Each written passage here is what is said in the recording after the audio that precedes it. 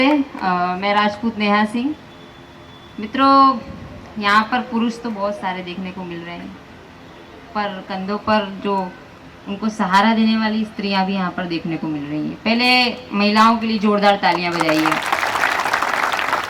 आप ये निश्चित कर लीजिए कि आप भीख मांगने आए हैं या अधिकार मांगने आए हैं।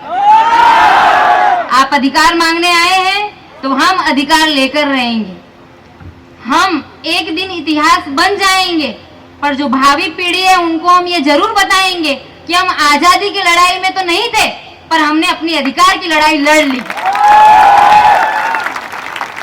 हम लोग 18 तारीख को लगभग अगस्त के महीने से पहले से हम लड़ाई लड़ रहे हैं। हम 40 लोग, 60 लोग, 80 लोग हुए, 100 लोग हुए, 100 से 200 हुए, 300 हुए। हम 18 तारीख को इकट्ठा हुए। हमारी एकता को तोड़ने के लिए कई प्रयास किए गए।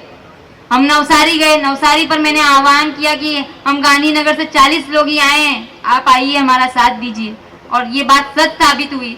हम मानते हैं, किसी ने कहा था कि हमारी छाती 56 की है, पर आज यहाँ पर बैठने वालों की छाती 56 की है। हम आपके जबान का लोहा आज मानते हैं सर। हम आपके आगे सर झुकाते हैं सर। हम आपको नमन करते हैं, क्योंकि नेता वो नहीं जो एसी के रूम में बैठकर बकवास करता हो। नेता वो है जो जनता के बीच बैठता है। सर, हम जनता है, इसका अर्थ ये नहीं कि आप हमें करार पर नौकरी देंगे। सर, आप सेवक है, इसलिए आपके पास करोड़ों की संपत्ति है। सर, आप सेवक है, आपके बच्चे कहां पर करार पर नौकरी कर रहे हैं। सर, आप सेवक हैं, आपको एसी का रूम चाहिए, हमें नहीं। हम जनता है, हम देश के मालिक है सर, फिर भी आज हम सड़क पर हैं। हम मालिक हैं, हमने आपको सेवक बनाया, आप मालिक बन बैठे। आपने हमें ये कहा कि लेना हो तो लो, नहीं तो घर जाओ। क्या हम भीख मांगने आए थे आपसे? क्या वैकल्पिक अवस्थाएं स्कूल में इस वक्त नहीं चल रही हैं? प्रवासी शिक्षक हैं या नहीं? हाथ उठा के बताइए आप। आपके 33 जिलों में प्रवासी शिक्षक भूमिका अदा कर रहे हैं या नहीं? 10-500 में 60,000 की नौकरी करने वाले अध्यापक की भूमिका एक प्रवासी शिक्षक निभा रहा है। उसका खूब शोषण किया जा रहा है। वो भी उतनी ही आवक रखने का, समान वेतन प्राप्त करने का अधिकार रखता है सर। आपने 6-6 वर्ष बाद एग्जाम ली सर। हमारा वनवास कब खत्म होगा? राम को तो 14 वर्ष का वनवास वचन की खातिर उन्होंने निभाया था सर। हमने क्या किया है? हमारे तो कहीं माता भी नहीं है, हमारी तो कौशल्या माता ही है।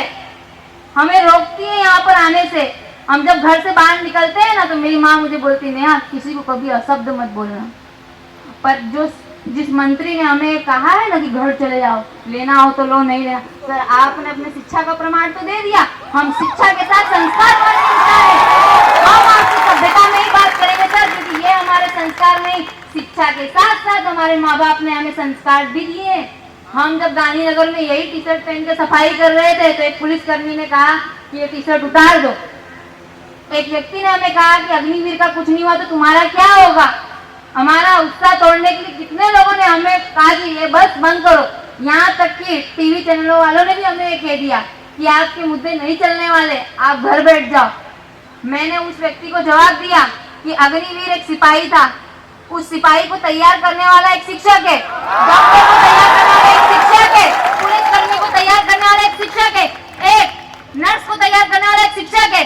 आज पंगा तुम्हारा शिक्षकों से हुआ। अब इस देश में सिर्फ शिक्षक नहीं, कोई करार पर नहीं होगा, तय कर लो।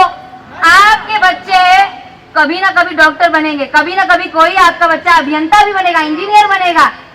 पर क्या आप चाहेंगे आपके बच्चे करार पर नौकरी करें? सर, हमने एग्जाम जब क्लियर की थी ना सर, तो हमने विचार किया था, इस बार हम चर्चा करते हैं अपने मित्रों में, तो हमारे मित्रों ने कहा इस बार दिवाली बड़े धूमधाम से मनाएंगे। हमें भी लगा कि हमारा भी वनवास खत्म होगा। सर, हमारा वनवास कब खत्म होगा सर? 6 वर्ष बाद आपने एग्जाम ली, 10 वर्ष से हम पढ़ाई कर रहे हैं सर। हम आपसे क्या मांग रहे हैं? भीख मांग रहे हैं। आप अपने घर में से हमें नौकरी देते हैं सर। हम टैक्स पे करते हैं सर, बड़ी ईमानदारी से टैक्स पे करते हैं। आकर देखिए सर क्या हालत है हमारी। 10 वर्ष का वनवास झेल रहे हैं हम, लगता है 4 वर्ष और करने पड़ेंगे। क्या आपको मंजूर है? क्या आपको मंजूर है? बोलिए। मैं स्त्रियों से कहना चाहती हूँ, हमने कौन सा नौलखा हार मांग लिया सरकार से? कौन सा नौलखा हार मांग लिया? हमें कोई श्रृंगार नहीं चाहिए सर, हमें कोई श्रृंगार नहीं करना है। कायमी भर्ती और आत्मनिर्भर बन के जीना ही हमारा श्रृंगार है सर। हमें कोई श्रृंगार नहीं करना, हमें आत्मनिर्भर बनने का जो श्रृंगार है, हमारे स्वाभिमान से जीने का जो हमारा श्रृंगार है, वो हमारा अधिकार है, वो आपको देना ही होगा और हम उसे लेकर रहेंगे। यहाँ पर आए लोग ये तय कर लो, चाणक्य को जब धनानंद की सभा में अपमान किया गया था ना, एक चूक हमसे हुई है, उसे एक्सेप्ट कीजिए आप लोग। जब चाणक्य को धनानंद की सभा में अपमान किया गया था, उस वक्त चाणक्य ने अपनी शिखाएं खोली थी। मैंने चर्चा की कि चाणक्य ने अपनी शिखाएं खोलकर प्रतिज्ञा दी थी कि मैं अखंड भारत बनाकर दिखाऊंगा। हमने अपनी शिखाएं नहीं खोली, यही हमारी कमजोरी है। अब हम शिखाएं खोलेंगे सर। आपको जिस वक्त मुझे घसीटा गया था ना, उस वक्त मेरे घर में सब रो रहे थे। मैं फोन पे मेरी मम्मी को समझा रही थी, तभी पुलिस कांस्टेबल बोली थी, इधर आ तेरा नाम लिख, पहले तेरा नाम लिख, फिर बाद में जिससे बात कर रही उससे बात कर। मैं मेरी मम्मी को समझाई, मैंने बोला तेरी बेटी एक आंसू नहीं रोई और तुम लोग बलबला के रो रहे हो, ये तो अधिकार की लड़ाई है। अगर भगत सिंह सुखदेव जी को इस तरीके से अगर उनकी माताओं ने रोक लिया तो आप लोग भी किसी अंग्रेज के घर में साफ सफाई करते पाए जाते। हम किसी से भीख नहीं मांग रहे, एक बात ये आप याद रखिएगा। मैं महिला हूँ, मैं घर से बाहर निकलती हूँ जब लड़ने के लिए, यहाँ पर हम हर दूसरे दिन पहुंच जाते हैं, हमारा कितना अपमान किया जाता है।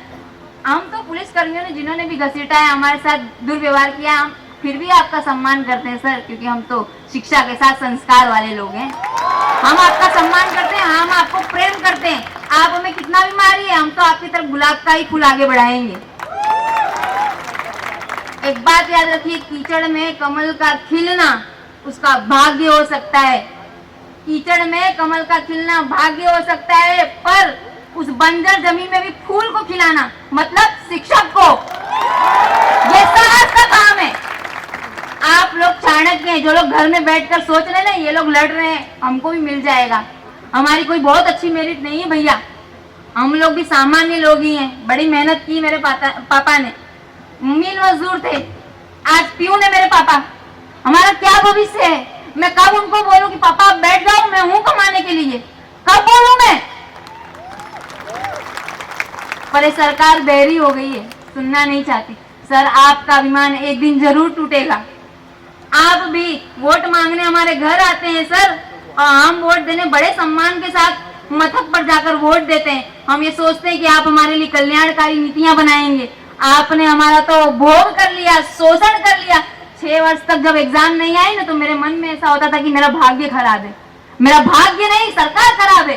अगर 6 वर्ष पहले एग्जाम नहीं गई होती तो 5 साल मेरे कायमी नौकरी हो चुकी होती। आज मुझे एहसास हो रहा है कि भगवान किसी का बुरा नहीं चाहता। ये जिनके हाथ में सत्ता आ गई है वो अपने आप को भगवान समझ रहे हो। सर आप भगवान नहीं है सर, आप इंसान हैं और इंसान बन के इंसानियत निभाइए। यहाँ पर कोई धर्म संप्रदाय का या हम किसी के विरोध में बोल नहीं रहे हैं, या हम किसी धर्म का किसी पार्टी का पक्ष नहीं, हम इंसानियत की बात कर रहे हैं सर, हम अधिकार की बात कर रहे हैं। आपसे भीख नहीं मांगने आ रहे हैं। भीख मांगने वाला भी उतना छोटा नहीं होता सर जितना भीख ना देने वाला छोटा होता है। मैं बार बार इसी पर प्रहार कर रही हूँ, हम भिखारी नहीं है, हम अधिकार मांगने आ रहे हैं और ये लड़ाई अधिकार की है। इसलिए आपकी 56 की छाती में 2 इंच भी अगर जगह हो तो कायमी भर्ती कर दीजिए, वो भी 32 नहीं 40,000 की।